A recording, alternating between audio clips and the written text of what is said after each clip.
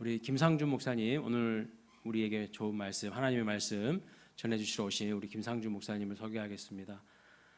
제가 개인적으로 존경하는 목사님들이 있습니다. 제가 개인적으로 존경하는 거니까 여러분들까지 존경 안 하셔도 돼요. 제가 개인적으로 존경하는 목사님 어떤 목사님이냐면 농어촌에서 이름도 없이 빛도 없이 목회하시는 목사님들이에요. 그리고 또 한 가지는 개척하신 목사님들. 7, 80년대에는요 그냥 교회에만 개척하면 알아서 성도님들이 왔어요. 근데 지금은 개척하면 성도님들 옵니까? 한 명 전도하기가 정말 어려워요. 그런데 우리 김상준 목사님은 대전에 가시면 새로남 교회라고 있어요. 엄청나게 큰 교회거든요. 정말 큰 교회인데 그 교회에서 부목사 생활을 아주 오랫동안 하시다가 수원에다가 개척을 하셨어요. 수원에 개척을 하셔가지고 교회가 부흥해서 건물까지 세우셨어. 그래서 얼마 전에 저를 또 초대하셔가지고 점심 식사를 저를 대접을 해주셨어요. 제가 2년 동안 수원로에 온 지 2년이 됐는데 수원로에 그 어떤 목사님도 저한테 점심 사주신 분이 없어. 단 한 분도 안 계셔요. 그런데 우리 김상준 목사님 유일하게 저한테 전화하셔서 지 목사님 점심 같이 하시죠 하고 저한테 점심 사주신 분이에요. 물론 제가 이제 우리 교회 오셔서 좀 은혜로운 말씀 전해주시면 좋겠습니다 하신 이후에 이제 교제하게 되었지만 우리 김상준 목사님이 참 훌륭하신 분이십니다. 개척한다는 게 보통 어렵지 않잖아요. 근데 개척을 했을 뿐만 아니라 교회까지 멋지게 건축을 하셨더라고요. 그래서 참 또 목회를 잘하고 계시는데 개척하신 지 12년째 좀 되셨습니다. 수원 새로남 교회라는 교회로 지금 아름답게 목회를 하고 계시는데요. 또 교회 가보니까요 지역 아동센터까지 하고 있어요. 그래서 지역의 어려운 아동들 또 사모님이 잘 이렇게 케어하시면서 아름답게 교회를 섬기시는 모습을 보고 왔습니다. 또 제가 우리 목사님에게 정말 감동을 받은 이유는 뭐냐면 제가 대학 다닐 때 한국 대학생 선교회 출신이거든요. CCC라고 들어보셨는지 모르겠는데 제가 선교단체 출신인데 우리 목사님도 그 선교단체 출신이세요. 뿐만 아니라 중국의 자비랑 선교로 오랫동안 중국에서 또 자비랑 선교로 선교하고 오신 분입니다. 대단하신 분이에요. 그래서 이런 모습들을 보면서 정말 참 존경할 목사님이 우리 수원로에 계셔서 너무 감사하다 이런 생각을 하게 됩니다. 제가 아무나 이 자리 강단 맡기지 않습니다. 그래서 우리 목사님 참 존경스러운 목사님이시고 훌륭한 목사님이신데 오늘 우리에게 정말 은혜로운 말씀 전해질 줄로 믿습니다. 아멘으로 받으실 준비 되셨습니까? 아멘. 제가 설교할 때는 이렇게 아멘 안 하시던데. 자, 우리 목사님 나오실 때 큰 환영의 박수로 맞이하도록 하겠습니다.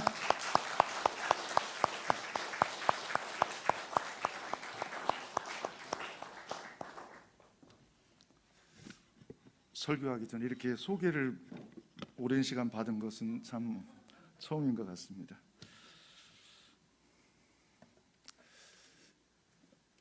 오늘도 고난주간을 보내면서 책 한 권을 쭉 읽으면서 주님의 그 십자가의 고난을 생각하는 그런 시간을 가졌습니다. 우리가 잘 아는 것처럼 예수님께서 십자가 위에서 7마디를 하시고 돌아가셨습니다. 맨 마지막에 하셨던 말씀이 다 이루었다. 다 이루었다라는 뜻은 우리의 과거에 지은 죄, 현재 짓고 있는 죄, 미래에 지을 죄까지 주님이 다 해결하셨다 그런 뜻입니다. 그러므로 예수님의 마지막 외침은 실패 외침이 아니라 승리의 함성이었다라고 말할 수가 있습니다. 어떤 신학자는 다 이루었다라는 이 말씀을 이렇게 해석했습니다. 내가 너희를 이만큼 사랑한다 라고 말씀하셨다라고 해석하는 것을 보았습니다. 다 이루었다. 마지막에 주님이 운명하시기 전에 다 이루었다. 내가 너희들의 모든 죄를 다 도말하였다. 그 말은 내가 너희들을 이만큼 사랑한다. 십자가 위에서 6시간 동안 물과 피를 다 쏟으시면서 나에게 남겨진 모든 것을 다 너희를 위해서 주고 그리고 나는 마지막을 맞이한다. 그런 의미를 담고 있는 것을 볼 수가 있습니다. 사람은 삶의 자리마다 다 흔적을 갖고 있습니다. 저희 아버지 어머니 다 이제 천국에 들어가셨지만 농촌에서 일을 하고 저녁 때 아버지의 손을 만져보면 아버지의 손이 거칠거칠하고 어머니의 손이 까칠까칠합니다. 그리고 흙을 많이 만질 때에는 손과 발이 갈라져 있는 것을 볼 수 있습니다. 농사꾼으로서 농사의 흔적이 몸에 배어 있는 것을 볼 수가 있습니다. 앞에 사진에 보면 김동현 선수와 추성훈 선수의 얼굴이 보입니다. 어떻습니까? 특징이 무엇입니까? 다음을 보면은 귀가 만두귀라고 말합니다. 레슬링이나 유도를 한 사람들은 얼마나 훈련을 많이 하였으면 귀가 다 문드러질 정도로 그렇게 훈련하는 것입니다. 이 사람들은 정말로 레슬링과 유도의 흔적을 자신의 몸속에 늘 지니고 있다는 것을 우리는 알 수가 있습니다. 오늘 본문에서 사도 바울은 14절에서 이렇게 고백합니다. 그러나 내게는 우리 주 예수 그리스도 외에는 십자가 외에는 결코 자랑할 것이 없으니 그리스도로 말미암아 세상이 나를 대하여 십자가에 못 박히고 내가 또한 세상에 대하여 그러하니라. 사랑하는 성도 여러분, 고난주간을 보내면서 이 사도 바울의 고백이 우리 모두의 고백이 되기를 간절히 소원합니다. 그리스도를 예수 그리스도를 구주라고 고백하는 사람을 그리스도인이라고 말합니다. 그리스도인은 그리스도 안에 있는 사람을 의미하고 있는 것입니다.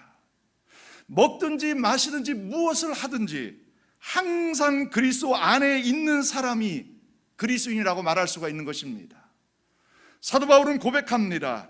그리스도 예수의 사람은 그 정과 욕심을 이미 십자가에 못 박았느니라라고 말씀해주고 있습니다. 사랑하는 성도 여러분, 예수를 구주로 고백한 사람은 자신은 완전히 죽고 우리 속에서 예수 그리스도 한 분만이 펄펄 살아 역사해야 될 줄로 믿습니다. 그것이 바로 하나님께서 우리를 부르신 목적이기 때문에 그렇습니다.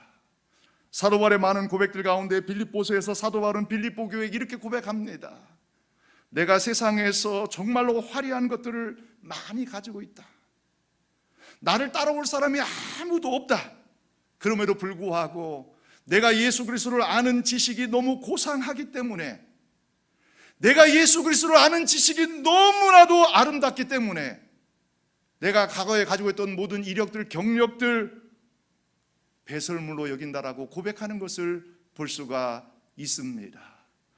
사랑하는 성도 여러분, 저는 교회를 섬기면서 또한 노예를 섬기면서 참 많은 고민을 가질 때가 있습니다. 야고보에 보면 이런 비유가 나옵니다.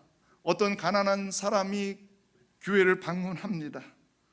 옷이 허름하고 겉으로 보았을 때 너무나도 없는 것처럼 보입니다. 그러자 안내위원이 말합니다. 당신은 어디 앉든 말든 나는 신경을 쓰지 않겠다라고 말합니다. 그러자 그 다음에 정말로 화려한 사람이 교회에 옵니다. 안내위원이 그 사람을 가장 좋은 자리로 안내를 하는 것을 볼 수가 있습니다. 사랑하는 성도 여러분, 그러면서 야고보가 말하기를 이것이 진정한 교회냐고 말하는 것을 볼 수가 있습니다. 우리가 교회 예배당에 들어서는 순간 우리는 그리스도인이고 그리스도 안에 있는 사람입니다. 세상의 화려한 것들, 세상에서 내세울 수 있는 모든 것들은 예배당에 들어서는 순간, 교회 공동체 안에 있는 순간, 소그룹 안에서 주의 은혜를 나누는 순간 다 죽은 것입니다. 아무것도 아닌 것입니다. 그러나 우리 속에서는 자꾸만 자신을 내세우고 싶은 욕구가 끌어오르는 것을 볼 수 있습니다. 내가 세상에서 어떤 지위를 가지고 있고 내가 얼마나 부를 갖고 있고 내 자녀들이 얼마나 잘 되었는지를 말하고 싶은 욕구들이 있다는 것입니다. 그러나 사도 바울은 고백합니다. 다메섹 도상에서 예수 그리스도를 구주로 만난 이후부터 지금까지 예수 그리스도의 십자가 외에는 자랑할 것이 없다라고 고백하고 있습니다. 사랑하는 성도 여러분, 고난주간을 보내면서 우리가 무엇을 자랑하고 있는지 돌이켜보는 우리 자신이 되기를 간절히 소원합니다. 겸손한 사람 곁에는 사람들이 머물고 교만한 사람들 곁에는 사람들이 떠난다라는 말이 있습니다. 교회가 모일 때, 소그룹으로 모일 때 자신의 강함을 이야기하면 그 공동체는 죽어나가는 것이고, 자신의 약함을 이야기하고 자신의 부족함을 이야기하는 공동체는 소그룹은 예수 그리스도로 말미암아 다시 살아난다라고 말하고 있습니다. 우리 광일교회가 하나님의 은혜로 말미암아 모일 때마다 자신의 약함을 자랑하고 오직 그리스도 예수의 십자가만 자랑할 수 있는 그러한 영광스러운 공동체가 되기를 간절히 축복합니다. 그러나 갈라디아 교회가 어떻게 되었습니까? 다 같이 15절 말씀 같이 한번 읽겠습니다. 할례나 무할례나 아무것도 아니로되 오직 새로 지으심을 받은 것만이 중요하니라. 사랑하는 성도 여러분, 갈라디아 교회 성도들이 처음에는 신앙이 너무 뜨거웠습니다. 사도 바울이 1차 전도여행과 2차 전도여행을 지나면서 갈라디아 지역을 전도하기 시작합니다. 지도에서 보는 것처럼 저 북쪽에 있는 지역이 바로 갈라디아 지역이라고 말할 수가 있습니다. 사도 바울이 1, 2차 전도를 통하여서 갈라디아 지역의 성도들을 복음을 증거하고 그들을 하나님의 자녀 삼고 제자 훈련하고 사역 훈련하고 그리스도 예수의 신실한 제자로 세웠다라고 고백하는 것을 볼 수가 있습니다. 그렇다면 그 믿음이 끝까지 유지되면 얼마나 좋겠습니까? 저는 성경 말씀 가운데 좋아하는 말씀이 참 많지만 그 중에 하나가 백발은 영화의 면류관이라는 말씀을 참 좋아합니다. 사랑하는 성도 여러분, 무조건 머리가 휘었다고 해서 그 사람을 존경하는 것이 아닙니다. 백발은 영화의 면류관이라는 의미는 바로 예수를 구주로 고백한 이후부터 마지막 임종할 때까지 그리스도 예수를 향한 사랑과 헌신을 끝까지 유지하는 사람을 의미하고 있는 것입니다. 중간에 변질될 수 있지만 다시 한번 주께로 돌아와서 어제보다 오늘, 오늘보다 내일 주님을 더 사랑하기 위해서 힘쓰고 애쓰고 헌신하는 사람을, 그 사람의 백발을 영화의 면류관이라고 주님이 인정해주고 있는 것을 볼 수가 있습니다. 하나님께서 우리의 신앙이 순수하기를 원하지만 동시에 성숙하기를 원합니다. 우리가 어떻게 첫사랑을 끝까지 유지할 수 있겠습니까? 그건 불가능합니다. 그러나 주님이 우리에게 원하시는 것은 첫사랑의 열정뿐만 아니라 우리의 신앙이 지나면 지날수록 더욱더 성숙된 신앙으로, 하나님을 감동시키는 신앙으로 변화되기를 주님이 원하고 있다는 사실입니다. 갈라디아 교회 성도들이 어떻게 되었습니까? 갈라디아 3장 1절에 3절 말씀 이렇게 말씀합니다. 어리석도다 갈라디아 사람들아, 예수 그리스도께서 십자가에 못 박힌 것이 너희 눈앞에 보이거늘 누가 너희를 꾀더냐? 내가 너희에게 다만 이것을 알려 하노니 너희가 성령 받은 것이 율법의 행위로냐 혹은 듣고 믿음으로냐. 3절 말씀 같이 한번 읽겠습니다. 너희가 이같이 어리석으냐? 성령으로 시작하였다가 이제는 육체로 마치겠느냐? 성령으로 시작하였다가 이제는 육체로 마치겠느냐? 대전 새로남교를 섬기면서 10,000명 성도들을 있는 동안에 다 신방을 다녔습니다. 정말로 교회 공동체 안에서 보았을 때는 그럴듯하고 정말로 믿음이 좋은 것처럼 보였는데 각 가정마다 돌아다니 보면은 쇼윈도 부부가 그렇게 많고 가정 안에 갈등이 많고 믿음에 보여지는 모습이 진실하지 못하고 거짓된 것을 너무나도 자주 보았습니다.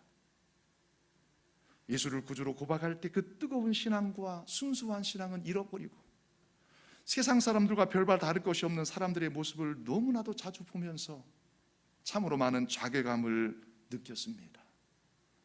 사랑하는 성도 여러분, 갈라디아 지역의 수많은 교회들이 성령으로 시작하였다가 육체로 마치냐고 말씀하고 있습니다.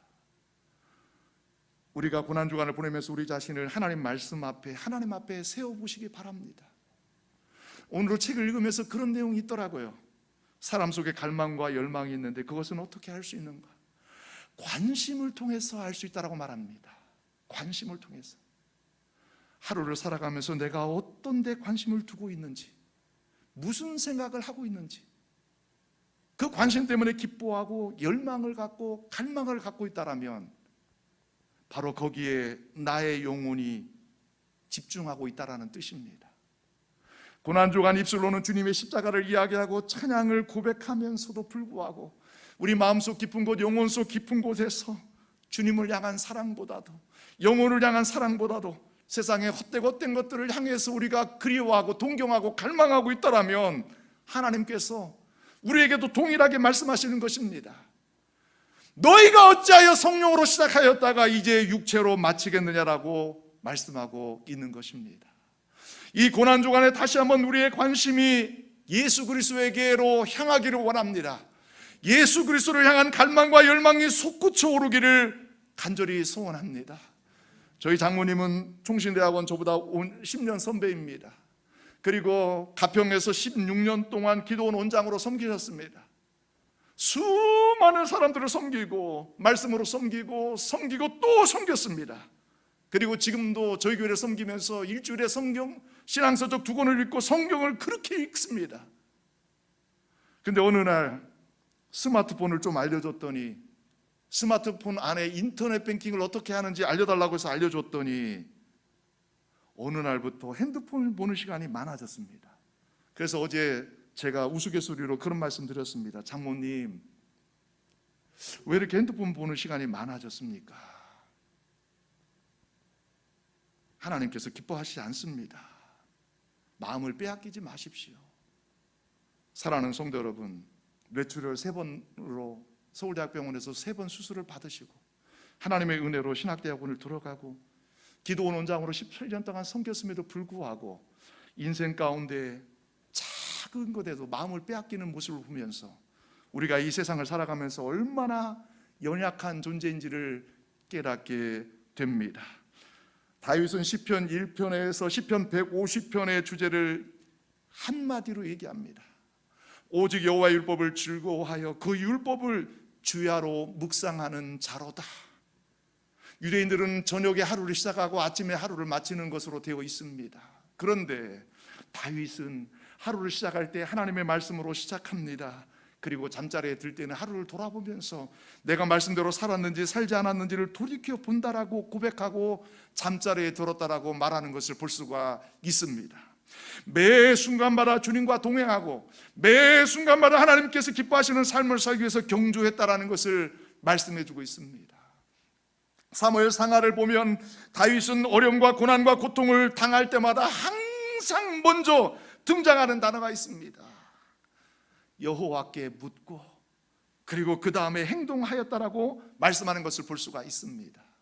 사랑하는 성도 여러분, 운전을 하기 전에 먼저 시동을 켜기 전에 하나님께 기도합니까? 목적지에 도착한 다음에 시동을 끄기 전에 하나님 여기까지 인도해 주셔서 감사합니다, 기도하십니까? 집을 나서기 전에, 직장을 나서기 전에, 다른 사람을 만나기 전에, 우리의 삶 가운데 크고 작은 모든 일들을 경험하기 전에 먼저 여호와께 묻고 내가 어떻게 해야 될까요, 하나님? 그렇게 살아간다라면 하나님께서 우리 인생을 통해서 놀라운 열매를 이루어 주실 줄로 믿습니다. 갈라디아서 6장 7절 8절에서 이렇게 말합니다. 스스로 속이지 말라. 하나님은 업신여김을 받지 아니하시나니 사람이 무엇으로 심든지 그대로 거두리라. 자기의 육체를 위하여 심는 자는 육체로부터 썩어질 것을 거두고 성령을 위하여 심는 자는 성령으로부터 영생을 거두리라. 기도하는 사람은 하나님과 관계를 깊이 있게 가지는 사람입니다. 기도하는 시간이 많아질수록 하나님과 친밀한 관계를 맺는 사람입니다. 기도하는 시간의 분량이 늘어나면 늘어날수록 우리의 시야가, 우리의 마음이, 우리의 영혼이 세상으로 향하지 아니하고 하늘로 향하게 되고 하나님께로 향하게 되어 있는 것입니다. 그런데 항상 기도합니다라고 말하는 사람들, 그러나 보면은 기도하지 않는 사람들, 하나님의 나라는 말에 있지 않고 능력에 있다라고 말씀하고 있습니다. 우리는 성령을 소유한 사람들이기 때문에 대화를 하다 보면 저 사람의 믿음이 어떤지, 영성이 어떤지 금방 알게 됩니다.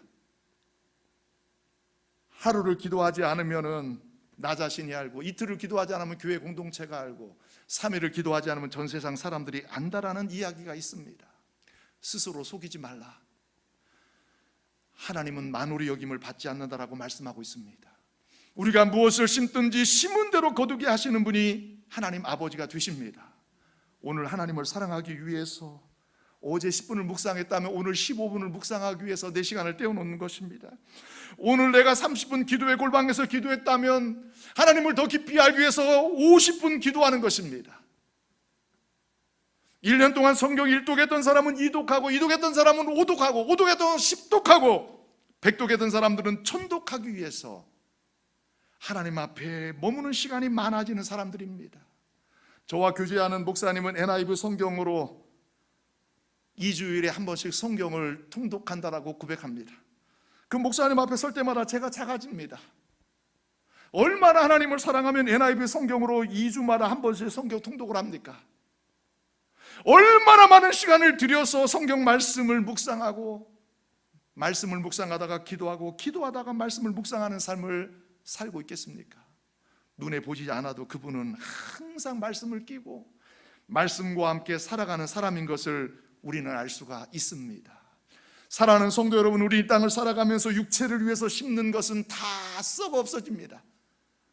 그러나 영생을 위해서 심는다라면, 하나님의 나라와 영광을 위해, 교회를 위해 헌신하고 기도하고 충성한다라면 하나님께서 우리의 삶 가운데 놀라운 축복과 은혜로 함께 하실 줄로 믿습니다. 이러한 삶에 대해서 로마서 8장 6절 8절에서 사도 바울은 로마 교회 성도들에게 이렇게 말씀합니다. 육신의 생각은 사망이요 영의 생각은 생명과 평안이니라. 육신의 생각은 하나님과 원수가 되나니 이는 하나님의 법에 굴복하지 아니할 뿐 아니라 할 수도 없습니다. 육신에 있는 자들은 하나님을 기쁘시게 할 수 없느니라. 사랑하는 성도 여러분, 신앙은 간단합니다. 육신적으로 생각하면 죽습니다. 사망이라고 말합니다. 그러나 영의 생각은 생명과 평안이라고 말하고 있습니다. 날마다 성령 충만하고 성령 충만을 간구하고 날마다 말씀대로 살기 위해서 몸부림치고, 그리고 누구를 만나든지 자신의 연약함을 고백하고 기도를 요청하고 예수 그리스도처럼, 작은 예수처럼 살아가기 위해서 몸부림치는 사람, 영의 생각은 생명과 평안이니라. 그러나 육신적인 생각을 하면서 물질을 생각하고 더러운 생각을 하고 나의 아까운 시간을 인터넷과 핸드폰에 빼앗기고 나의 아까운 소중한 시간들을, 매 순간들을 하나님께서 기뻐하시는 대로 살지 아니하고 내 마음대로 살아가면서 입술로 주님을 사랑하는 자들을 향하여서 하나님은 이사야서에서 말씀하십니다. 내 성전을 밟는 자들아, 내가 너희들 때문에 구역질이 난다라고 주님이 말씀하고 있는 것입니다. 사랑하는 성도 여러분, 우리는 하나님을 기쁘시게 하는 자가 되어야 될 줄로 압니다. 하나님을 기쁘시게 하기 위해서는 육신의 생각을 버리고 영의 생각을 해야 하는 것입니다. 말씀 묵상과 함께 깊은 기도가 우리에게 필요합니다. 기도의 골방에 들어가서 아무도 없는 곳에 은밀한 중에 보시는 하나님과 은밀하게 기도하는 시간이 늘어나면 늘어날수록 깊은 영성을 소유하게 되고 하나님께서 기뻐하시는 사람으로 거듭나게 되는 것입니다. 기도의 골방에 불이 활활 타오르지 않는다라면 그 사람의 영성은 헛것입니다. 사람들 보기에 아무리 믿음이 좋아 보여도 정말로 그 사람의 기도의 골방에 불이 활활 타오르지 않는다라면 그 사람의 영성은 가짜이고 거짓입니다. 신앙은 보여주기 위한 것이 아닙니다. 하나님과 나와 1대1 관계입니다. 그러므로 매일 가운데서 일정한 시간을 떼어놓아서 자신의 기도의 골방에 들어가서 그곳에서 기다리고 계시는 하나님 앞에 울부짖어 기도하고 탄식하며 기도할 때 하나님께서 그 사람의 기도를 기뻐하시고 그 사람의 영의 생각으로 사는 것을 인정하시고 심은 대로 거두게 하실 줄로 믿습니다. 마지막으로 오늘 본문 6장 16절에 18절에서 특별히 17절 말씀, 이후로는 누구든지 나를 괴롭게 하지 말라. 내가 내 몸에 예수의 흔적을 지니고 있노라. 어떤 신학자는 이렇게 말합니다.